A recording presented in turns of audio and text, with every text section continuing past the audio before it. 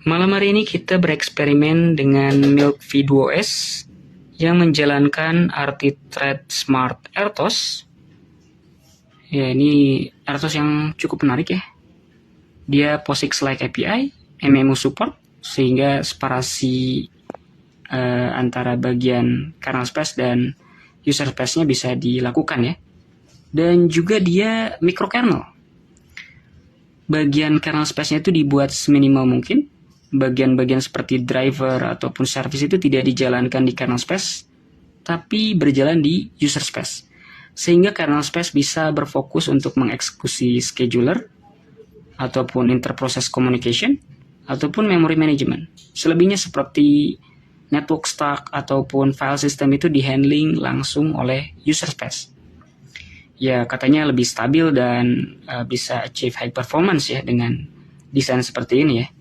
Nah, RT-Thread dengan microkernel, MMU, dan POSIX-like RTOS-nya ini, ya, ini bukan satu-satunya ya. Sebenarnya zaman dulu udah ada seperti QNX Neutrino RTOS, ataupun juga seperti Apache NUTX ya, itu sama. Jadi ini salah satunya aja ya, si RT-Thread Smart RTOS ini ya.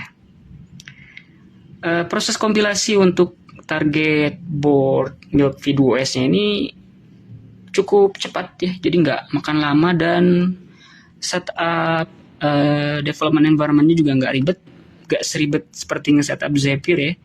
Jadi ini sesimpel tinggal clone repo RT-Thread-nya, masuk ke BSP untuk si Milk V, CVE tag bla bla bla ya. Tinggal pilih aja, misalkan kita mau build yang untuk RISC-V Big Core, bisa RT-Thread Smart gitu ya nantinya, ataupun untuk yang Little Core-nya juga bisa.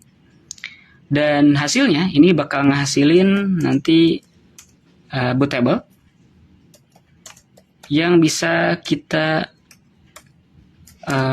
masukkan ke dalam SD card ya. Nah, dia akan hasil build-nya itu akan ngasilin boot.sd, fip.bin ya. Nah, kedua file ini nanti dimasukkan ke SD card dan tinggal nanti dinyalakan. Nah, user app-nya itu apa? Jadi di sini udah saya bikin. Ketika nanti berjalan, dia akan sebenarnya menjalankan blink ya, blink sederhana, blink di pin 274 ya, atau B18 di Milk V2OS ya. Nanti akan menyala di bagian sini. Ini udah saya hubungkan ke LED ya, di pin B18. Nah, di port microSD-nya juga udah saya hubungkan SD card ya, udah saya masukkan.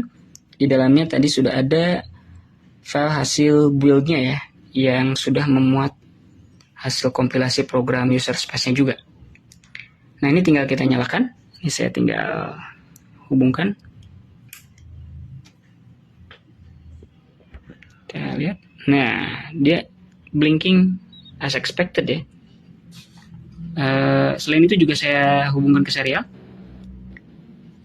Nah, di sini juga bisa kelihatan serialnya ya. Ini kalau saya restart.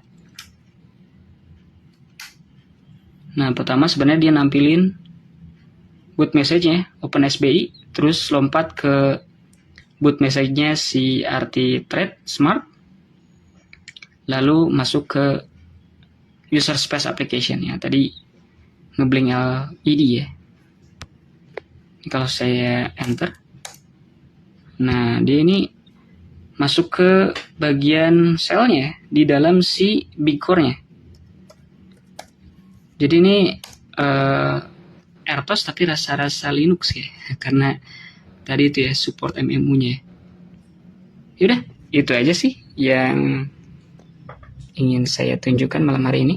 Jadi cukup menarik ya si RT-Thread Smart RTOS ini ya, yang memungkinkan kita untuk menjalankan RTOS dengan cara yang unik ya.